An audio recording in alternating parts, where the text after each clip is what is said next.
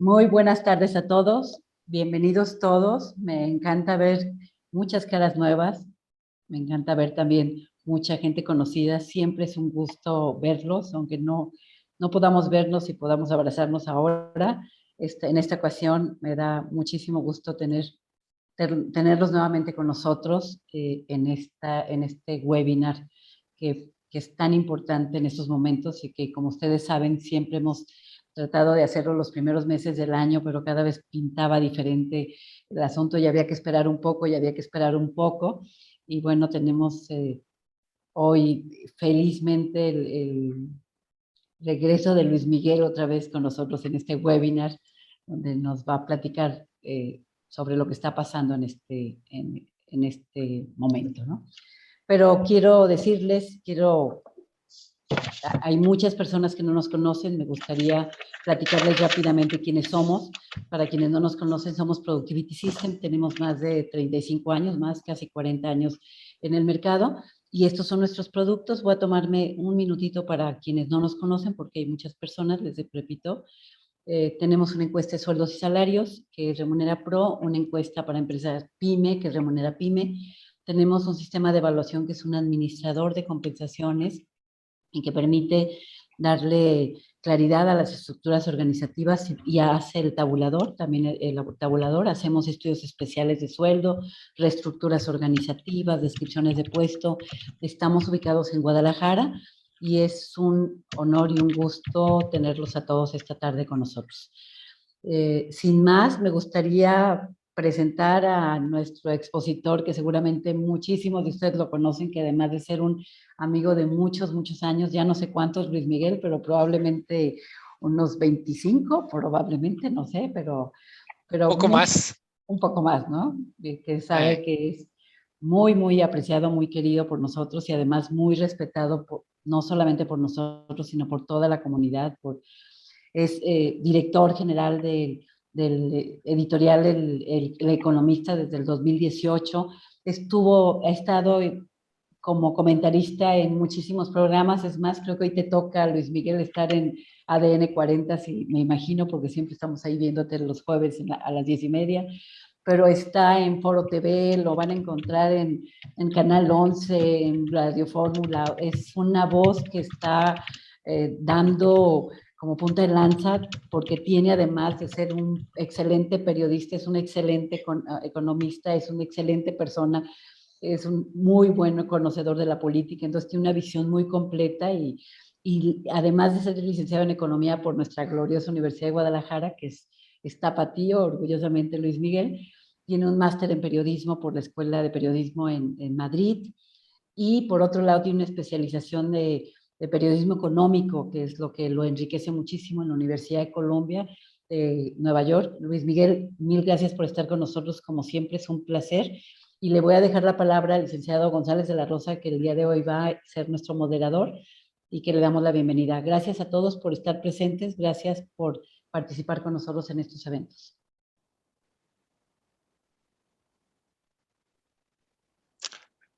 Jesús.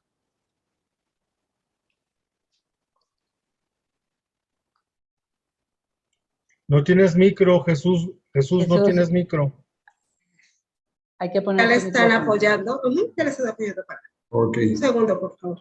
Bajo la imagen de una guía para moverse entre rinocerontes, grises y cisnes negros, el expositor incluye el pasado, el presente, el futuro de la economía mexicana.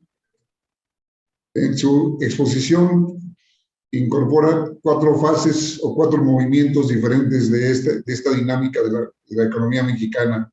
Esta inflación, sin ignorar el pasado, viendo al futuro e impacto en México. El expositor hará pausas durante su intervención cuando lo considere pertinente para dar lugar a preguntas o comentarios diversos de los asistentes. Las preguntas y comentarios serán llegar a través del chat, que permanecerá abierto durante toda la exposición.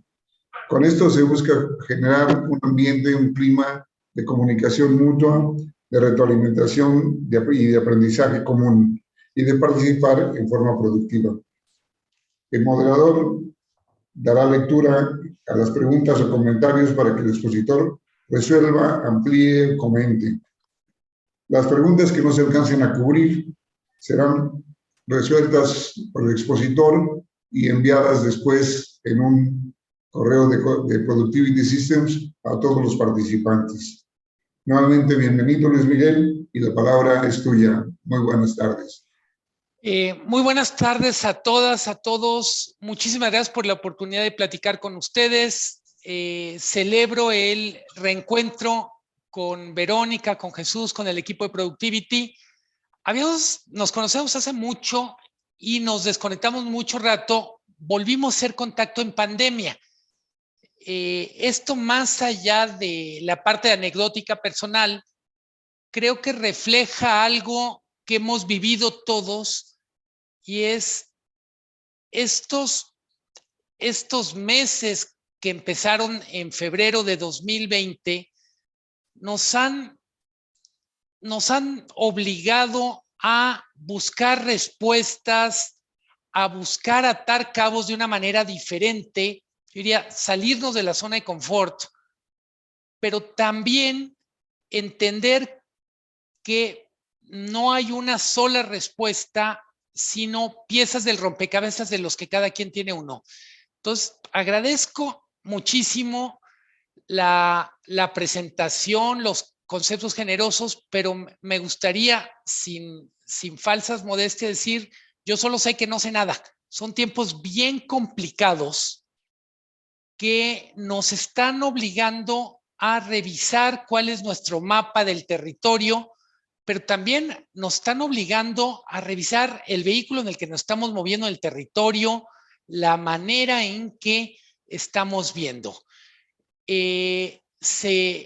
Escogí esta figura de rinocerontes grises y cisnes negros por yo diría una cosa que es obvia, pero sobre la cual me gustaría empezar.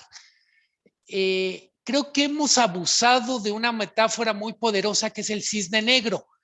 Creo que muchos de ustedes conocen o leyeron el libro de Cisne Negro de Taleb, y Taleb literalmente nos pegó en la cabeza con una idea súper potente, que es: en cualquier momento se nos puede aparecer un cisne negro y nos cambia la vida o nos cambia el país en el que estuvimos. Taleb es libanés y el cisne negro en su vida es la guerra civil del Líbano. Y mucho del libro del cisne negro lo escribe a partir de una cosa que lleva años, entre comillas, persiguiéndolo, y es: ¿cómo es que no nos dimos cuenta que en el Líbano iba a haber una guerra civil, que iba a durar muchos años y que iba a cambiar todo? Evidentemente el Líbano es el Líbano, Taleb es Taleb, México está en otro lado, pero su idea, su libro, llegó a nosotros sobre todo a partir de la crisis del 2008. Decíamos, lo que nos pasó es un cisne negro en el 2008, lo que le pasó al mundo, esta crisis financiera, porque era un evento altamente improbable que en caso de ocurrir tendría gran impacto. Evidentemente casi nadie vio venir la crisis del 2008-2009, fue 2010, 2011 para Europa, y se instaló esta idea. Yo les quiero proponer, amigos, amigas, que por un momento pongamos al cisne negro junto con otra criatura que es bastante más frecuente, rinoceronte gris. El rinoceronte gris es un evento que es probable, que tiene gran impacto y se descarta o se pasa por alto porque no lo estamos tomando suficientemente en serio. La primera lámina de esta presentación, ¿la puedes regresar, por favor, tantitito? La anterior. Esta. En mi casa, que de repente les daba por ser dicharacheros, decían: a ver, en la vida no hay sorpresas, hay sorprendidos. Lo que quiero decir es: hay muy pocas cosas que entren en esta categoría de cisne negro, que entren en una categoría de es que nadie lo pudo haber previsto de dónde salió.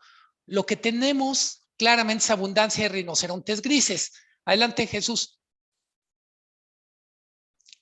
¿Vamos? Si quieren, avanzamos con las láminas. Adelante. Entonces, mucho de esta presentación va a abordar sobre dos grandes vectores. El primero es muchas de las cosas con las que nos vamos a encontrar en un año muy difícil son cosas que están a nuestra vista. Ni siquiera necesitan un experto para verlas. Simplemente es abrir los ojos, no autoengañarse o no autoengañarnos. Decía Verónica sobre la fecha de esta presentación y sobre algunas cosas. Si hubiéramos hecho esta presentación en enero, tendría unos datos. Si lo hubiéramos hecho en febrero, tendría otros datos. Marzo, lo mismo, abril. Todavía mandé una versión actualizada ayer en la noche. En parte porque me gusta hacer la tarea, pero en parte porque todo se está moviendo muy rápido. Empiezo con un dato que ya suena a arqueología. Cuando la Secretaría de Hacienda hizo su pronóstico para el 2022, en octubre del año pasado, como parte de este ejercicio de presentación del presupuesto, decía, la economía va a crecer 4% y la inflación va a ser menor al 5%. Evidentemente, el trabajo del secretario de Hacienda es ser una especie de economista que además es optimista en jefe. Entonces, no es que fuera el pronóstico más realista, pero hay que decir, el crecimiento de 4% y la inflación menor a 5% estaba en el rango superior de los pronósticos, pero estaba en el rango. Estamos a finales de abril. Son 6 meses después de los cálculos de Hacienda y ya lo que tenemos son un consenso de analistas que todavía trae una tasa, desde mi punto de vista optimista, 1.8% y una inflación por encima de 7%.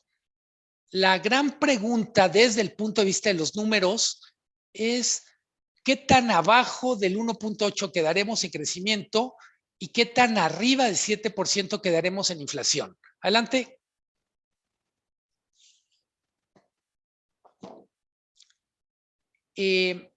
Aparece claramente, por eso decía que no necesitamos en muchos casos ni demasiados expertos ni demasiadas voces expertas. Hay una sensación que predomina y es el PIB va a la baja y la inflación trae tendencia alcista. Todavía no se detiene la caída del PIB y todavía no aparece un freno claro a la inflación. Lo más importante en 2022 es que estaremos hablando una y otra vez de estanflación. Ojo, no es una excentricidad que se junten las dos palabras para hacer un pronóstico o para hacer una especie de estado de la cuestión. Hablamos de estanflación, estancamiento con inflación, para explicar lo complicado que es el momento, lo complicado que es sobre todo desde las políticas públicas. Adelante.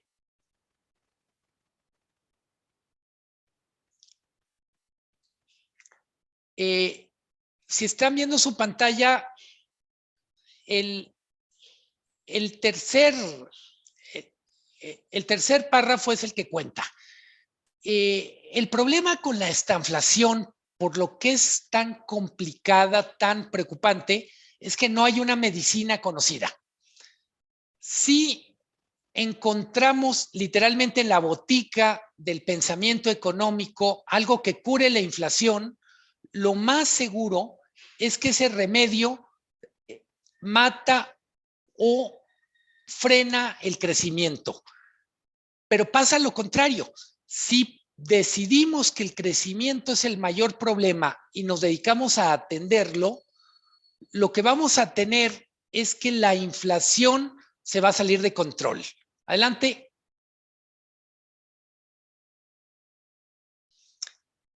Una cuando un concepto se pone de moda o empieza a ser dominante en la discusión, de alguna manera se abarata. Entonces empezamos a oír mucho, es que todos los países del mundo tienen estanflación. Lo que creo que es muy importante es no perder de vista que estanflación en Estados Unidos o en Europa no es lo mismo que en América Latina, no es lo mismo que en África.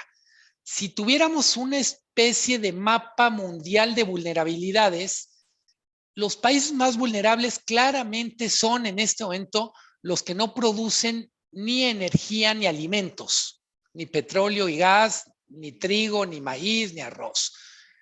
Luego tenemos un segundo bloque de países vulnerables, entre los que colocaría México, y son países a los que este 2022 la estanflación los está agarrando sin haber terminado su proceso de recuperación respecto a la crisis del COVID. Si ustedes revisan cualquier indicador económico de los relevantes, empleo, producción, ventas, se van a encontrar con que son afortunadas las empresas, las industrias, los estados que traen niveles superiores al que tenían en 2020. Cuando decimos 2022 no viene bien o se está descomponiendo, el problema es que no solo para el gobierno, para muchos de ustedes que toman decisiones en las empresas, estaba previsto que 2022 iba a ser un año ya claramente de franca recuperación. Metafóricamente era el año de la salida del túnel y pues con la novedad que no hemos salido del túnel, en parte porque se nos ponchó una llanta dentro del túnel, pero también pues Waze nos jugó una broma y el túnel es mucho más grande de lo que pensamos, es mucho más largo. Tenemos, y es evidente, me atrevo a pedirles a ustedes, piensen en su entorno familiar, en su empresa, que en algún momento decimos, es bien complicado saber si este problema económico del que estamos hablando empezó en el 2022, es la secuela, como de estas malas películas que tienen como 6 partes, de lo que ya empezamos a vivir en el 2020. Para algunos, incluso viene de antes. Hay que recordar que México no creció en el 2019. Entonces, de manera muy simple, y no es que los quiera poner pesimistas, pero tenemos por un lado esta conjunción de estancamiento con inflación, pero también tenemos la conjunción de problemas que habían empezado en 2019-2020 con problemas que son propios de este 2022. Adelante. Me gustaría aquí, si les parece, abrir un pequeñísimo espacio. Vamos a volver a hablar de estanflación y de coyuntura. Sé que muchos de ustedes están esperando que hablemos del pacto que se va a anunciar el miércoles de la semana que entra. Le dedicaremos un espacio a eso. Solo la dinámica es un poco extraña, son muchos del otro lado, yo no los veo a todos. Quisiera dar una pequeña pausa para dar oportunidad, si hay alguna pregunta, comentario, empezarlos a desahogar. Como lo dijo el licenciado González de la Rosa hace un momento, la idea de Luis Miguel es hacer que esta conversación o esta conferencia sea participativa, así es de que no vamos a esperar hasta el final para hacer preguntas. Les agradecemos mucho que si tienen alguna duda o algún cuestionamiento o algo, nos la externen en este momento a través del chat y la haremos pasar para que esto no sea como un diálogo, solamente digo no un diálogo, sino solamente estar escuchando, sino que podamos aprender todos y podamos participar todos. Así es de que les agradecemos mucho. Si alguien tiene una duda, la puede externar para que Luis Miguel pueda continuar. Bien, les prometo que si hay alguna pregunta o comentario, literalmente en la siguiente pausa la incorporamos, aunque sea de estos temas. que de alguna manera todos están conectados. Adelante. Correcto. Sí, adelante, Luis Miguel, muy bien. Bien. Decía, no todos los temas de conversación, no todos los temas relevantes tienen que ver con PIB e inflación. Hice una lista que no es exhaustiva, pero solo pretende ver de qué tamaño es la cartelera. Literalmente hay más películas que los multicinemas. Tenemos la reforma al INE, tenemos elecciones en 6 estados este año, más 12 estados el año que entra.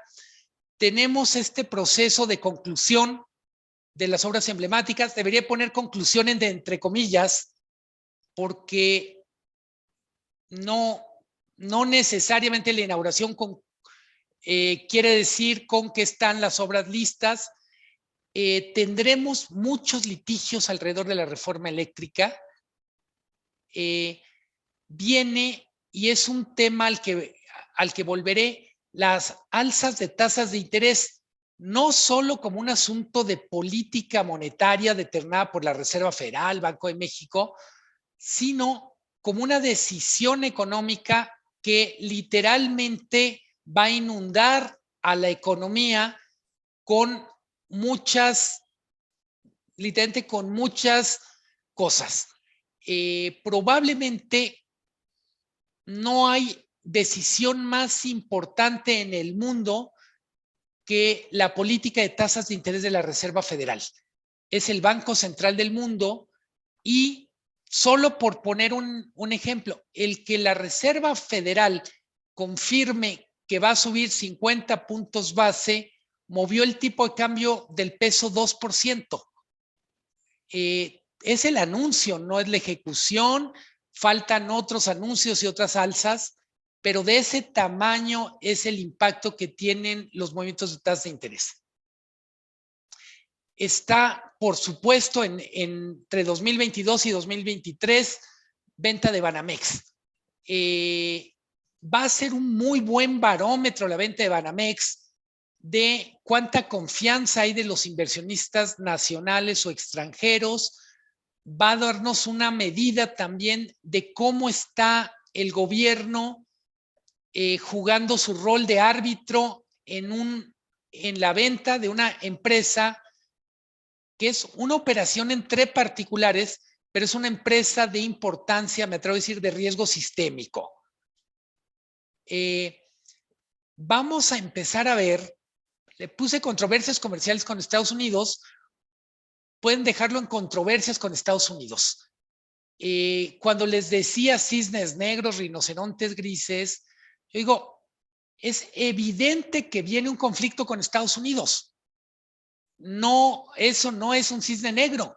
La pregunta es cuándo va a pasar, de qué tamaño va a ser, cuál es el campo de batalla que los vecinos van a escoger, cómo vamos a reaccionar, etcétera.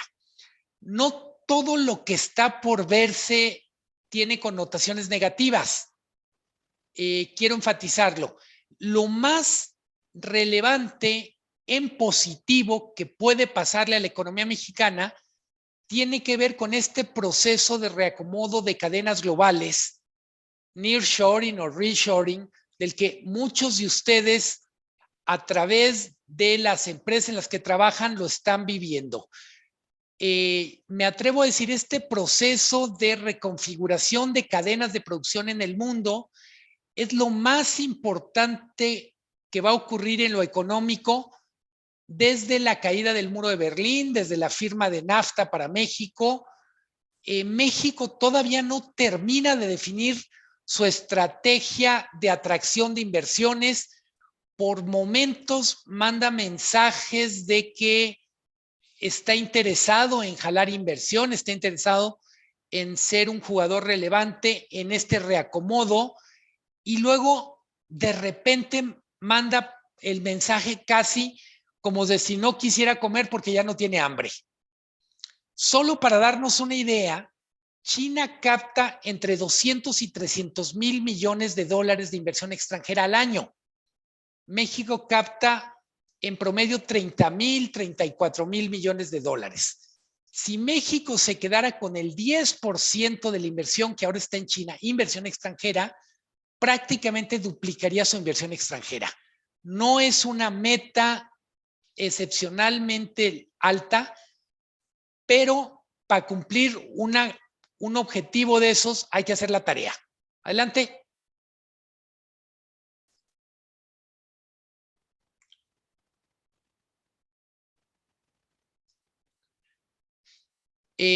Lo puse aparte, les recuerdo, estamos hablando de temas en los que hay que poner atención 2022, 2023. Claramente nos jala toda la atención el plan contra la inflación que se presentará el miércoles pasado. Sabemos del plan solo lo que ha trascendido. Les cuento lo que creo que ya saben ustedes. La estrategia se va a enfocar en 24 o 25 productos que son los de consumo más frecuente. Jabón, papel del baño, pan, tortillas, frijol, arroz, huevo.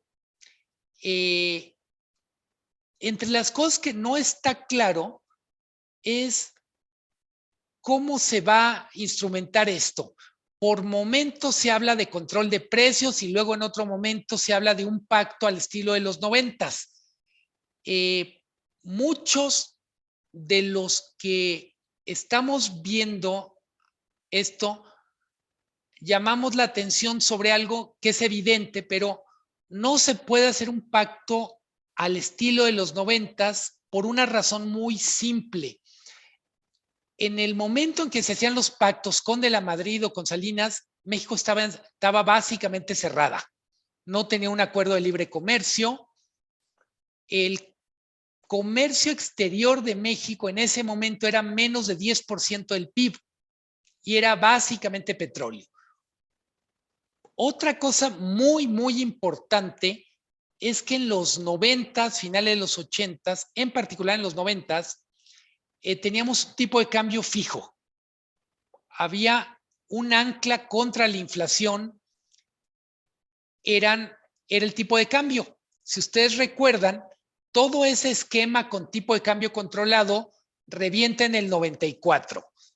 Del 95 en adelante tenemos un esquema de flotación que algunos dicen es un esquema de flotación no totalmente libre, porque el Banco Central interviene, pero en cualquier caso el tipo de cambio no es necesariamente un ancla. Hasta ahora el tipo de cambio no ha sido un factor inflacionario. Si Estados Unidos empieza a subir las tasas de interés, un factor que puede complicar el control, o mejor dicho, el nivel de precios va a ser el tipo de cambio. ¿Por qué es necesario hacer algo? No son todos los productos y me da pena, yo no soy el más observador cuando voy al súper. Esta es una lista que elaboró el IMCO. En un año la cebolla ha subido un 150%, el limón 103%, el aguacate 84%, el chile serrano 60%, el aceite 37%, jitomate 30%, la naranja 20%, manzana 19%, el queso Oaxaca 16%, el pan de caja 13%, la leche 10%, el jamón 9.9%. El índice nacional de precios al consumidor es 7.7. Si consideramos solo frutas y verduras es el doble. Si incorporamos carne, etcétera, estamos más sobre el 16%. Creo que es positivo que el gobierno tome muy en serio el tema de la inflación. Yo diría, es la mayor amenaza en este momento al nivel de vida de la gente. Hay que recordarlo, la inflación en México no ha sido tema de conversación relevante por las últimas 3 décadas. Cuando era tema de conversación, básicamente tenía que ver con, desde mi punto de vista, 2 fenómenos a los que hay que poner mucho cuidado en términos sociales. La inflación es cierto que afecta mucho a los grupos más vulnerables, pero también precariza a la clase media.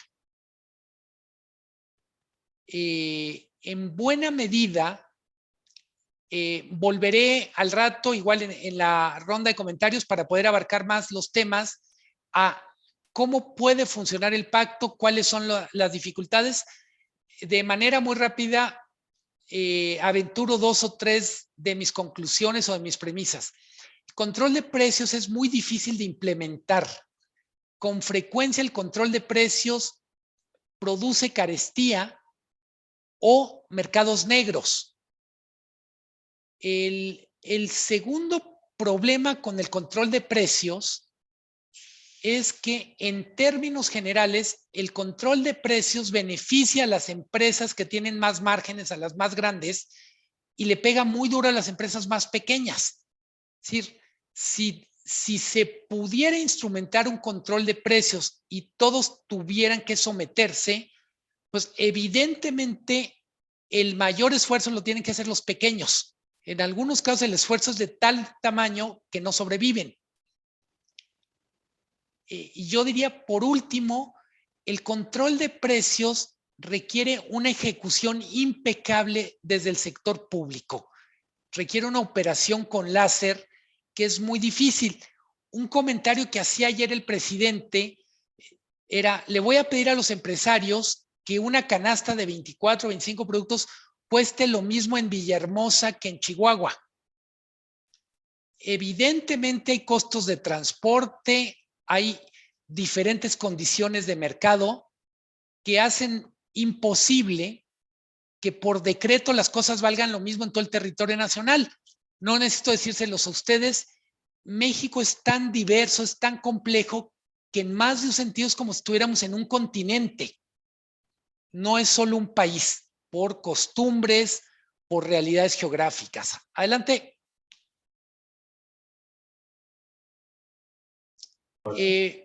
Por un momento, quiero literalmente, como si estuviéramos en estas películas raras, de estructura rara, hacer una pausa, olvidarnos del corto plazo y ver lo que ha ocurrido en los últimos 10 años. ¿Por qué hago esto? Porque me parece relevante colocar lo que nos está pasando en la perspectiva del rumbo de la economía mexicana en un ciclo más largo. No es, aclaro, no es para exculpar ni a este gobierno ni a los anteriores, sino para hablar de algo que con frecuencia estamos perdiendo de vista, y es: el corto plazo no debe ser el pretexto para no mirar en un ciclo más largo nuestra trayectoria y nuestros objetivos. Adelante, Jesús.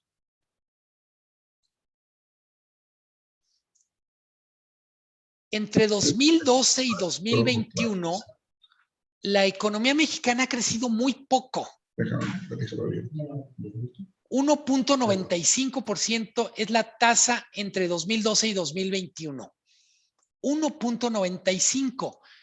Tenemos que incluso estados que podríamos calificar como estelares en el desempeño han ido reduciendo su tasa de crecimiento. Ya no hay un solo estado en México que traiga tasas de crecimiento asiáticas. Baja California, Aguascalientes, Chihuahua, Yucatán y Querétaro están creciendo 3.4, 3.3, 2.7. ¿Por qué me parece relevante? La gran discusión, o mejor dicho, el gran reto es: ¿qué hacemos para crecer más? Me dice Emilio Santamaría, ¿podrías explicar en palabras terrenales qué es la tasa de crecimiento? Se refiere en este caso es tasa de crecimiento anual y es el ritmo al que la economía crece. La economía o el PIB, hay muchas maneras de explicar o de entender por qué es tan importante la tasa de crecimiento del PIB. Hay una metáfora que se usa mucho para describir el PIB, y es: el PIB es el pastel que entre todos producimos. Si crece más que la población, quiere decir que en teoría a todos nos correspondería un poquito más de pastel. Cuando la economía está creciendo menos que la población o apenas al ritmo que crece la población, estamos en problemas. No podemos consumir más sino jugando un juego de suma cero. El que consume más lo está haciendo a costa del que consume menos. Vean lo que pasa en el otro extremo. Campeche trae una tasa promedio de crecimiento negativa, 4.2. Lo que quiere decir es que en una década Campeche se contrajo casi 40%. Si lo quieren ver en términos de geografía latinoamericana, el único país que trae un desempeño parecido es Venezuela. Ha caído más todavía que Campeche. Tabasco ha caído 0.9, Chiapas 0.4, Veracruz y Zacatecas no han crecido ni 1% anual. Un poco por lo que preguntaba Emilio Santamaría, cualquier crecimiento que es menor a 1.5, que es la tasa de crecimiento de la población, es que estamos decreciendo. Literalmente nos estamos achicando. Adelante. Gracias, Luis Miguel. Sumamente interesante y crítico todo lo que nos estás comentando. Eliseo de la Rosa tenía por ahí algunos temas que quería hacer extensivos contigo. Le cedo la palabra para efecto de poderlos dejar sobre la mesa los temas. Adelante, licenciado. Aunque pienso que puede ser un poco adelantada, pero algunas preguntas son: la FED está anunciando que elevará sus tasas de referencia en mayo y plantea hacerla en varias ocasiones en este año para disminuir la inflación y evitar la recesión. ¿Cómo impacta esto en México? Y a su vez, ¿qué podemos aprender de la ocasión en que lo hicieron y afectó a la vivienda en Estados Unidos, que cayó en recesión y después tuvieron que deflacionar los valores de las casas para poder generar liquidez en la gente? Bien, mil gracias por la pregunta. El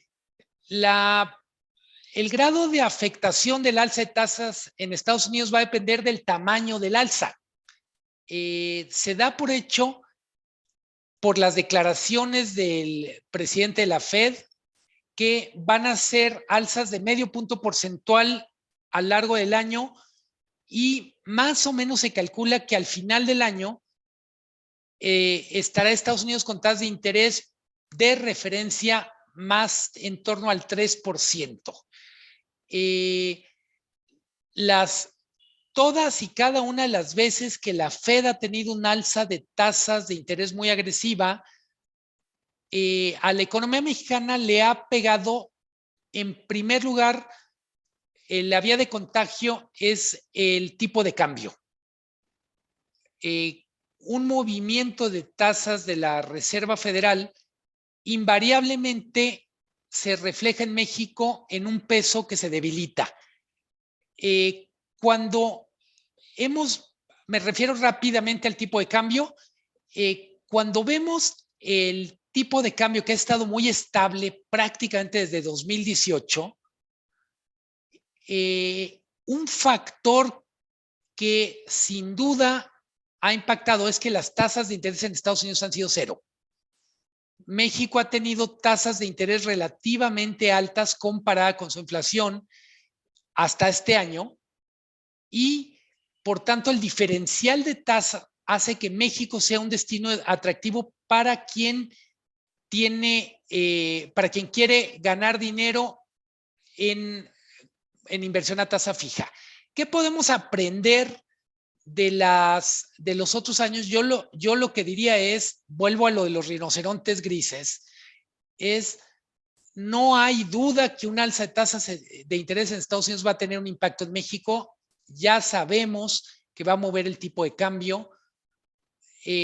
Aprender de eso en términos de no hacer confianza, por ejemplo, a la hora de evaluar los costos de operación, como si el peso vaya a seguir valiendo 20 pesos, 21, indefinidamente. Y un poco porque la pregunta incluía el tema de tasas de interés, pues no solo son los hipotecarios, todos los créditos bancarios van a subir, empezando por la tarjeta de crédito, que es la que más rápido reacciona. Adelante.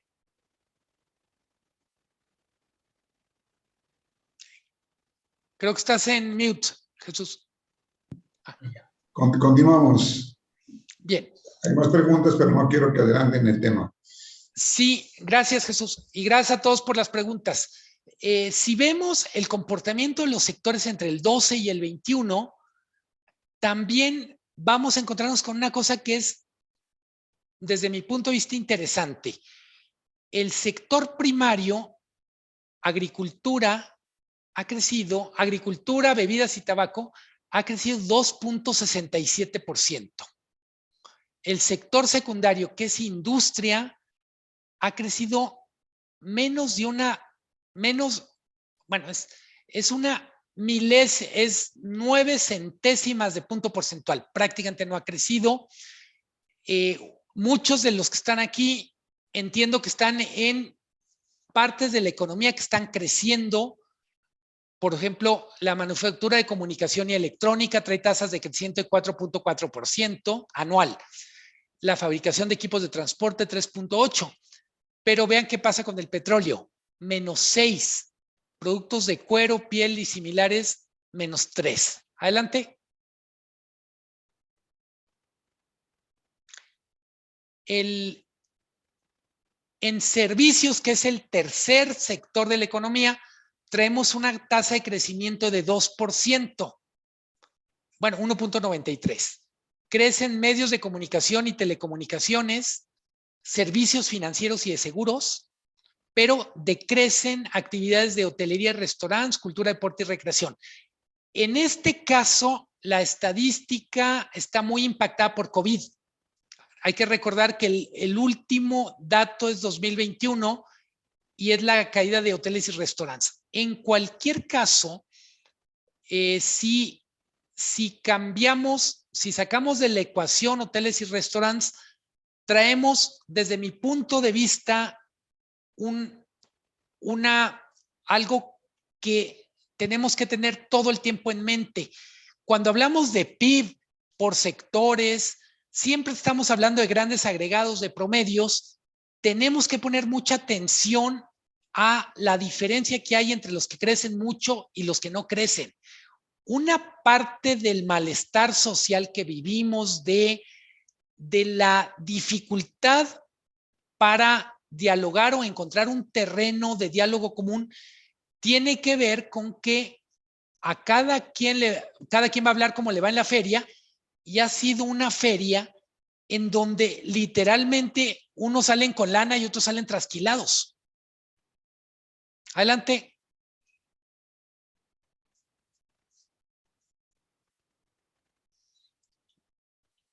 Desde mi punto de vista, este gráfico es horroroso en todos los sentidos, es difícil de leer, pero además es horroroso por lo que quiere decir. Tenemos, desde mi punto de vista, las dos estadísticas que más nos hablan de lo mal que está la economía mexicana en un ciclo muy largo. Nos habla de productividad laboral y de inversión fija bruta. La productividad laboral entre 2009 y 2021 prácticamente no ha crecido. Estaba en 94.8 y está en 95.4. Tenemos un enorme problema de productividad. Valga que lo estoy diciendo en productivity. No. O sea, lo que nos dice esta estadística, mejor dicho, nos remite a un estudio muy importante que hizo McKinsey en 2013-2014, que se llamaba A Tale of Two Mexicos, o una historia de dos Méxicos. Tenemos el sector de exportador, el sector moderno, crece 6% anual en productividad. La economía informal tiene crecimientos negativos de productividad. Ustedes me dirán, bueno, ¿cómo es que algo tiene un crecimiento negativo de productividad? Piensen en un puesto del tianguis que ustedes conozcan. Y imagínense, mejor dicho, vean que hay una familia que es dueña del puesto, en donde antes trabajaban el papá y la mamá, y ahora trabajan el papá, la mamá y 3 hijos. Lo que antes producían 2, ahora los producen 5, y difícilmente el puesto ha crecido al doble o al triple en ventas. Ese es el problema con la productividad. Tenemos una parte de la economía muy productiva y una parte cada vez menos productiva, yo diría tremendamente disfuncional. Y una parte de esta disfuncionalidad en la productividad se explica por el otro gráfico, que es la inversión fija bruta. La inversión fija bruta prácticamente no está creciendo. Tenemos niveles muy bajos de inversión. Se dice, lo dice José Luis de la Cruz del IDIC, que es un think tank especializado en industria, dice, México necesitaría tasas de inversión del 25% para crecer de 4% para arriba. Tenemos en este momento entre 17 y 18% del PIB de inversión. Nos faltan 8 puntos. La inversión del sector público está en el menor nivel desde la crisis de Zedillo y la inversión del sector privado tampoco está muy bien. Ese es el problema. No necesito decírselos a ustedes, señoras, señores. Cuando no hay inversión en maquinaria, en equipo, hay evidentemente más problemas para aumentar la productividad. Creo que hay preguntas o... En parte, aunque sé que no terminas todavía la visión de los 10 años, me adelante una pregunta. La visión de 10 años atrás parece advertir que vamos de mal en peor. ¿Es así como vamos a continuar? ¿Y cómo detener esa tendencia? No estábamos bien y no hemos mejorado. En muchas cosas hemos empeorado. Creo que para mí el gran tema es, mientras el mundo ha avanzado muy rápido, países con los que podemos compararnos, Corea del Sur, mismo España, Chile en Sudamérica, han tomado decisiones más rápido que nosotros. México simplemente no ha encontrado la manera de conciliar crecimiento, distribución, economía, sociedad y gobernabilidad política. Le podemos en este momento echar la culpa a López Obrador, como hace 6 años le echamos la culpa a Peña Nieto. Hay un problema fuerte con nuestro sistema político, con su improductividad, pero también hay un problema con lo que son los acuerdos sociales básicos.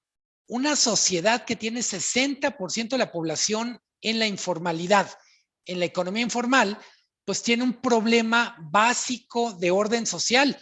Por un lado, no pagan impuestos, pero también no generan derechos.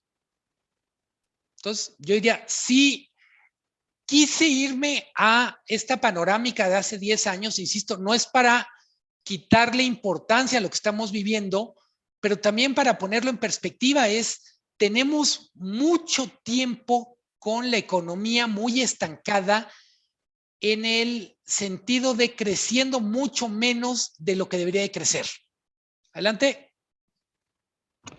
Sí, fíjate que aquí escuchamos mucho de inversiones, sobre todo en el Bajío, empresas tractoras que están trayendo más actividad directa e indirecta.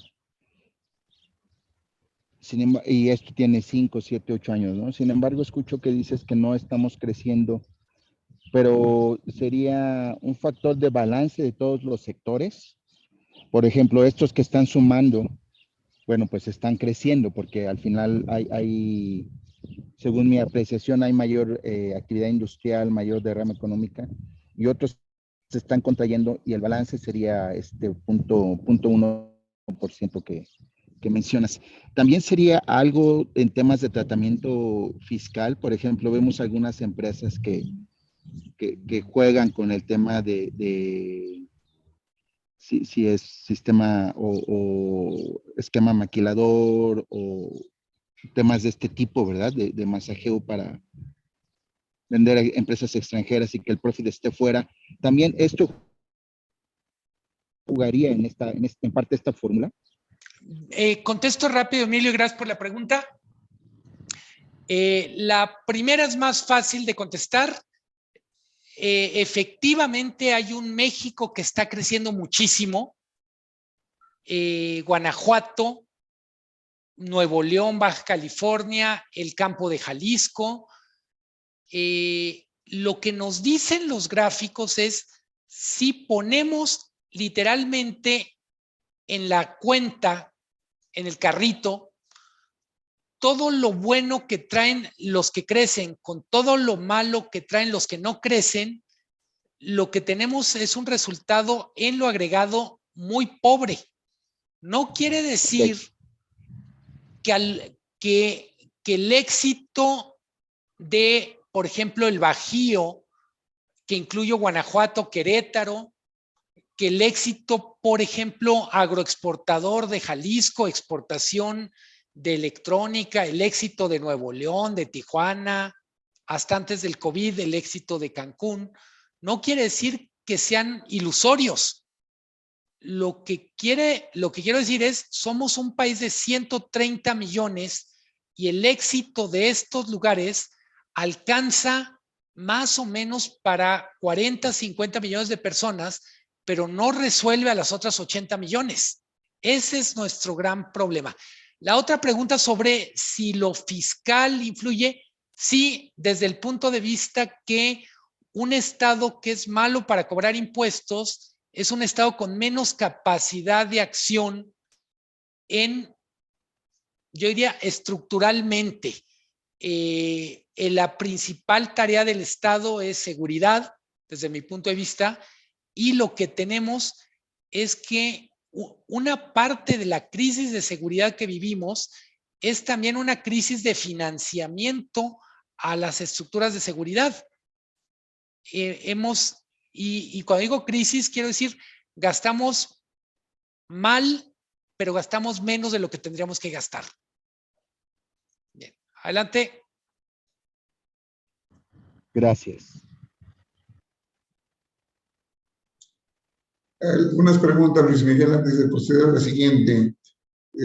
Algunas anticipan algo de los temas, pero vienen en su momento. Pregunta Alfredo Arzola, del clúster automotriz de Guanajuato. La estabilidad laboral del país con los cambios en la reforma y libertad sindical, ¿consideras que jugarán un impacto en la inflación y en el incremento de costos?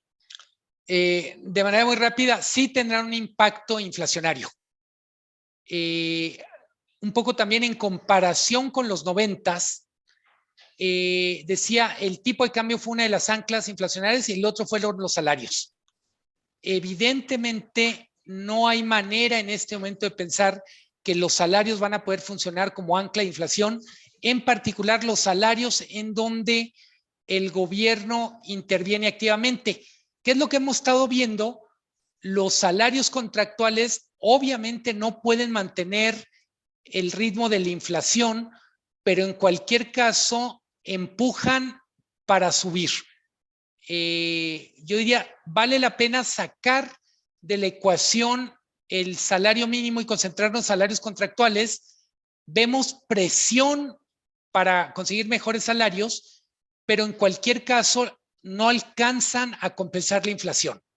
Entonces diría, es un escenario en donde todos pierden. Las empresas tienen más costos, pero los trabajadores no reponen lo que les está costando, por ejemplo, la canasta básica, que les recuerdo, los alimentos han subido 13%. Bien. Aparte de inversión y productividad, tenemos una explicación de por qué crecemos poco y tiene que ver con competitividad. Estos son datos del foro de Davos. México ha pasado del lugar 50 al 70 más o menos en un ranking de 140 países, pero lo importante no son los números o el ranking, sino las causas. hay observaciones sobre Estado de Derecho, inestabilidad de las reglas del juego, la calidad de la infraestructura. Hay problemas en lo que se conoce como facilidad para hacer negocios. Fundamentalmente, facilidad para hacer negocios tiene que ver con trámites. Mucha burocracia. Costos y seguridad de abasto energético. Grandes usuarios de energía eléctrica, grandes consumidores de gas, tienen con frecuencia problemas para planear el abasto y, por supuesto, inseguridad pública. Esas son las causas de competitividad. Entonces, nomás para completar, decimos, tenemos baja productividad, baja crecimiento de productividad, tenemos baja inversión y tenemos en lo cualitativo estos factores. Adelante.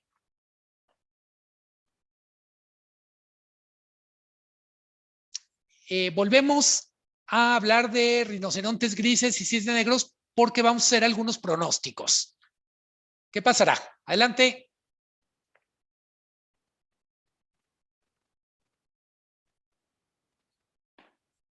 Claramente, coronavirus, guerra en Ucrania son cisnes negros.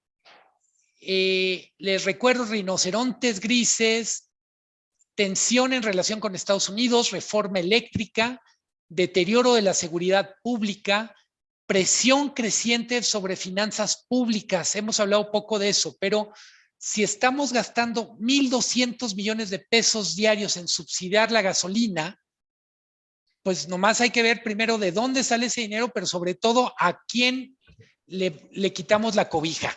1,200 millones de pesos diarios nos cuesta el subsidio a la gasolina. Tenemos un debilitamiento de la administración pública, la política de sueldos y salarios, el adelgazamiento de algunas dependencias. Lo que ha significado es que hay personal poco calificado en algunas instancias clave. El ejemplo para mí más claro en eso es COFEPRIS, una instancia que tiene que ver con el 15% del PIB, pues simplemente no resuelve ni lo que tiene que ver con la emergencia sanitaria, ni lo que tiene que ver con el funcionamiento normal de sectores como medicamento, como sector farmacéutico o alimenticio. Les decía, alza de tasas de interés, claramente es un tema que va a ser muy relevante a lo largo del año, tipo de cambio. Me quiero detener en inestabilidad social. El Fondo Monetario Internacional, ojo, no es la UNAM, no es la Universidad de Guadalajara en la Facultad de Sociología. El Fondo Monetario Internacional, antier, el martes de esta semana, dice, hay riesgo de desorden social, hay riesgo de presión social en América Latina. Evidentemente, una sociedad que ve que los productos están encareciendo, que el mercado laboral no termina de darle las respuestas que necesita, pues evidentemente es el caldo de cultivo para una situación social tensa. No es un cisne negro en el sentido de que si pasa algo no tenemos razón o derecho a decir, hombre, nadie lo veía venir. Hay que recordar, en 2019, antes de la pandemia, hubo desórdenes sociales en 19 países. De esos 19 países, en 6 países hubo cambio de gobierno como consecuencia de las protestas. Entonces, hay que tenerlo en el radar porque simplemente yo diría, hay muchos temas que están preocupando a las familias, que están preocupando a los jóvenes, a las mujeres, para los que no hay respuesta. Está pasando en México, está pasando en otros lados. También es una cosa a la que le tenemos que poner mucha atención y aprender. Luego está el tema del COVID largo. El lunes de la próxima semana, el IMSS va a anunciar un programa que tiene que ver con atender muchas de las secuelas del COVID. No sé si lo puede hacer bien o no, pero claramente desde el punto de vista de la salud familiar, personal, de la productividad en las empresas, el COVID largo es un problema. gente que volvió a trabajar pero no está al 100%. Algunos de los síntomas pueden tener que ver con dificultad para concentrarse, cansancio, supongo para quien trabaja en actividades más físicas es más grave la parte muscular. Para quienes trabajamos en actividades más relacionadas con servicios, el no poder poner atención pues es suficientemente grave. Adelante. Bien. Luis Miguel, Sí. Luis Miguel, pregunta Benjamín Díaz Morones. ¿La economía de Estados Unidos ayudará a México a crecer arriba del 2%? Bueno, mil gracias por la pregunta. Estados Unidos ya nos ayudó mucho. En 2020 y 2021, la razón por la que México no cayó tanto sin haber aplicado programas de emergencia tienen que ver con que los programas de reactivación que hizo Estados Unidos, los subsidios llegaron a México en buena medida por las remesas, pero también en forma de exportaciones. 2022 no pinta para ser un año muy bueno para Estados Unidos. Hoy salió el dato del primer trimestre, trae decrecimiento de 1.4%. Repito, Estados Unidos decreció 1.4%. Biden está teniendo problema para que el Congreso le apruebe más fondos para algunos programas. Entonces, yo no veo que Estados Unidos nos pueda ayudar tanto como nos ayudó en 2020 y 2021. México va a necesitar tener sus propios programas y no nadar de muertito apoyándose en Estados Unidos. Si quieres pasamos esta, Jesús no tiene. Muy vinculada a esta, o sea, como que los mexicanos de repente esperamos que de fuera vengan las soluciones o que se compongan casi solas o que y nos preguntamos, pregunta Gala Domínguez, ¿qué podemos sobrevivir y su gravedad? Me disculpo, de repente tuvo mucho eco, ¿lo puedes repetir? Sí, pregunta Carla Domínguez, ¿qué podemos hacer como particulares para sobrepasar esta crisis? Mil gracias por la pregunta, Carla. No soy experto en finanzas personales, pero pienso que son básicamente aprender de lo que ya hemos vivido en otros momentos difíciles, revisar nuestros gastos, hacer, y pienso eso a nivel empresa, a nivel persona, efectivamente hacer un esfuerzo para reducir los gastos que podemos reducir, los gastos, vamos a decir, superfluos o editables, y al mismo tiempo también pienso echarle una pensada a cómo podemos generar más ingresos. Seguramente muchos de ustedes lo saben, pero en el origen Airbnb, pues fue una persona en San Francisco que se dio cuenta que tiene un cuarto en su casa que no estaba usado suficiente y que lo podía rentar. Evidentemente después se da a la tarea de decir, bueno, y si somos muchos como yo y los conecto en una plataforma, no quiero decir que, a ver, imagínense el próximo Airbnb. Más bien lo que quiero decir en el origen es, hay cosas que podrían generarnos ingresos o que nos están generando gasto que no hemos revisado bien y sobre las que podemos trabajar.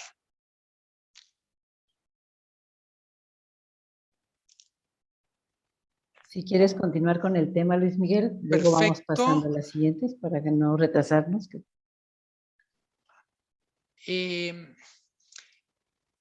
Me parece importante poner en perspectiva de si estamos hablando mucho de cosas de corto plazo, nada más recordar, estamos viviendo el fin de un ciclo que empezó en los 90s, o si lo queremos ver, el principio de un nuevo ciclo. Vamos a ver una reinvención, un recableamiento, como ustedes le quieran decir, de la economía. Esto quiere decir, para muchísimas empresas, entre las cuales en las que yo trabajo, medios de comunicación, el final de un ciclo de transición a lo digital, hablando de qué vamos a hacer, pues digo, parte de lo que tenemos que hacer es empezar a asumir que lo digital no solo fue un recurso para los días del COVID, es la nueva forma en la que muchas cosas se van a hacer. Es más complicado, pero también es más barato. Yo estoy haciendo esta conferencia con ustedes, mínimo nos ahorramos la gasolina y los aviones. Mucho de lo que vamos a ver en los próximos años tiene que ver con este cambio de paradigma.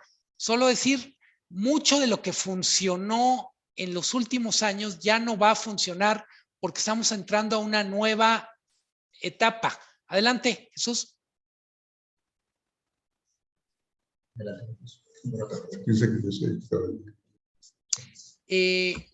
Me parece que está el tema digital, por supuesto está el tema energético.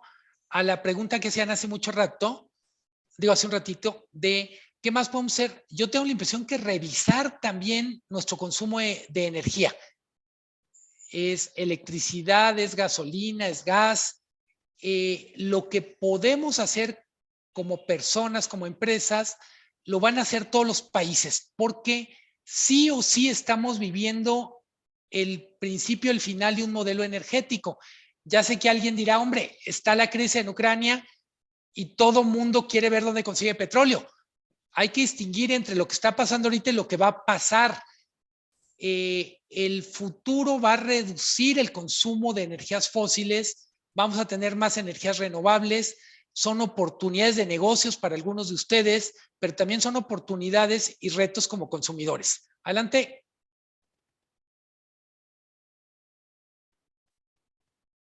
Jesús. Está redefiniéndose el mapa mundi. Yo diría la siguiente gran crisis viene en Taiwán.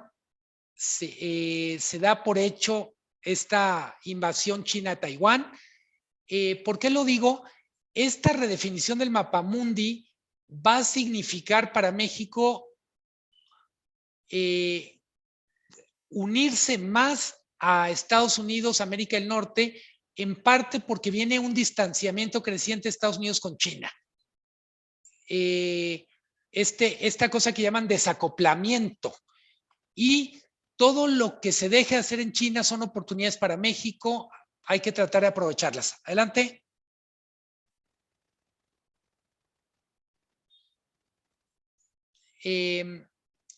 Desde mi punto de vista, y con esto empezamos ya a aterrizar para cerrar, es muy, muy relevante pensar, imaginarnos como hombres y mujeres de negocios, cómo estas megatendencias van a afectar a México. La geopolítica, decía, para mí el mayor reto para México es nearshoring, reshoring, y es cuánto de lo que está haciendo en China puede hacerse aquí, aún sin enfrentamiento entre Estados Unidos y China, los puros costos de transporte de traer algo de China hacia acá o hacia Estados Unidos subieron tanto que México ganó competitividad solo por el encarecimiento de los fletes, por el costo de energía, pero también por los contenedores. Ese es uno de los grandes temas. La tensión entre Estados Unidos y Rusia, más que oportunidades, va a generar más problemas. Claramente, ciberseguridad me parece que es un tema al que hay que ponerle mucha atención. Adelante. Ya lo comentábamos. En un pastel de 200,000 millones de dólares en los que China está participando en la inversión extranjera, México puede participar con un 10 o 20%. Para poder capitalizar esto necesitamos mejorar nuestra infraestructura, acelerar la transición energética. El reto del capital humano es enorme. Hay áreas donde somos súper competitivos, pero hay áreas donde tendremos que incrementar nuestra inversión en lo personal, pero también como empresas para tener más capital humano calificado. Yo diría, si el gran tema es transición digital, lo hemos comentado con el equipo de Productivity, lo que cuesta de trabajo en este momento tener analistas de datos, científicos de datos, es brutal. Y claramente el futuro está en la capacidad de hacer minería de datos, explorar. Claramente seguridad pública es uno de los retos y, por supuesto, el fortalecimiento de la confianza de nuestro principal socio comercial, Estados Unidos. No hay manera que México aproveche las oportunidades si Estados Unidos no confía en nosotros. Ojo, no es solo confianza en el presidente. Yo diría, lo que se está haciendo bien, ni el presidente lo va a echar a perder, pero lo que se está haciendo mal, ni un buen presidente lo podría resolver. Tenemos que trabajar muchísimo más en el detalle, en lo micro. Adelante.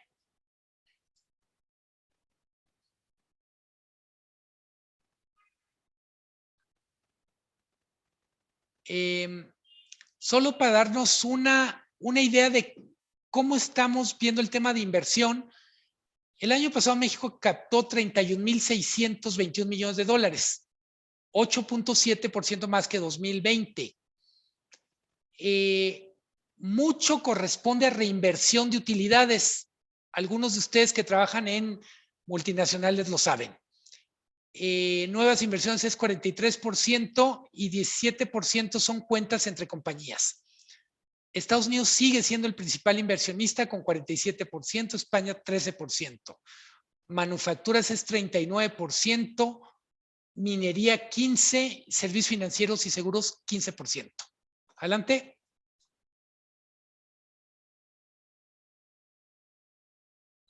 Y quedo abierto a preguntas. Solo quiero cerrar con esta frase. Es de David Bowie. El futuro pertenece a quien es capaz de escucharlo. Mil gracias y quedo a la orden. Perdón si fui un poco caótico. Traté de meter todo lo que pudiera en una hora. Una pregunta, no sé si se ve, sí, una pregunta muy personalizada pero simpática. Dice, ¿cómo vive un economista? ¿Cómo puede un economista vivir tranquilo sabiendo tanto de estos temas? Hago ejercicio y como frutas y verduras. Por allá vi una pregunta que hizo Pati Horta de Hershey sobre la parte del capital humano y la inflación. Voy a tratar de leerla, que dice, como representantes de recursos humanos, ¿algún mensaje o cultura financiera que ante este panorama deberíamos accionar con nuestros colaboradores? ¿Y cómo esa cultura puede reforzar la comunicación de la empresa sobre inflación o incremento de salarios, ya que es una constante expectativa de que crezcan en el mismo porcentaje? Tú lo sabes, los incrementos salariales se dieron entre el 5.4 y la inflación no tiene nada que ver, Luis Miguel. ¿Cómo visualizas tú esa parte? Pati Horta lo pregunta también, ¿cómo lo hacen extensivos sus colaboradores? Creo que hay un enorme reto de comunicación. Y yo diría, bueno, me toca en el periódico dirigir un equipo. El periódico completo tiene como 300 personas. La parte editorial somos como 115. Para mí el reto más complicado es comunicar. Yo diría, hay una relación entre lo que se gana con los resultados de la empresa, con la propia productividad personal y, por supuesto, la inflación. Yo creo que en la medida de lo posible, sin perder de vista el tema de inflación, la variable más relevante es productividad y resultados de la empresa. Una empresa puede y debe ser muy sensata, muy sensible con el tema de la inflación, pero sobre todo los incrementos tienen que ser sostenibles y están vinculados al desempeño. Creo que las empresas mexicanas, hablo por mi propia experiencia, no hemos avanzado suficiente en términos de ser más transparentes con la gente que trabaja con nosotros. Sé que en algunos casos la transparencia es complicada, genera a su vez problemas de gobernabilidad o de gobernanza interna, pero al mismo tiempo, si queremos que la gente se ponga más la camiseta, pues le tenemos que explicar dónde está y cómo vamos, ¿no? Entonces yo diría, sí me parece importante, Pati, a lo mejor sí salirnos de un vector donde solo está por un lado el salario y del otro lado la inflación, incorporar otras variables que nos den una idea más clara de cómo podemos salir de la trampa. Yo digo, la manera a la larga es, tenemos que ser más productivos, tenemos que tener empresas más rentables. Si somos más productivos y más rentables, evidentemente el tema de los salarios lo podemos procesar mejor que si tenemos, además de la inflación, una crisis de productividad y de rentabilidad, ¿no? Pues muy bien, Luis Miguel. Creo que son la última pregunta. Por ahí sí queda alguna en el tintero. No nos resta más que agradecerte como siempre y hacerte este agradecimiento virtual que en algún momento por participar con nosotros en este webinar. Realmente te agradecemos mucho compartir con nosotros todo tu conocimiento. Sabemos que es muy poco y lo platicamos previo. 1 hora no es suficiente, pero también entendemos que las agendas de todo el mundo se complican. Pero creo que nos diste una visión completa, una visión muy clara. Vamos a tener que comer frutas y verduras igual que tú y hacer ejercicio para poder vivir con esta realidad que está encima de nosotros. Te agradecemos infinitamente todo el equipo de Productivity, todos los que estamos aquí, te están felicitando, gracias, excelente. Nuevamente, gracias Luis Miguel por todo, gracias por tu participación. Mil gracias por su paciencia, por la oportunidad de platicar, es un gusto. Pues tenemos 3 décadas platicando, hay veces no conversiones tan largas y no tan sistemáticas, pero es la continuación de un diálogo que empezamos hace mucho. Para mí es un placer estar otra vez con ustedes, queridos amigos, queridas amigas, y aquí estamos. Muchísimas gracias. Que tengan muy buenas tardes a todos. Gracias por el tiempo que nos dedicaron y esperemos que esto se repita muy pronto. Te haremos llegar algunas preguntas, si es que quedaron en el tintero algunas, Luis Miguel, para que nos hagas favor de contestarlas y hacérselas llegar. Gracias nuevamente, gracias a todos y que todos tengan muy buenas tardes. Hasta luego.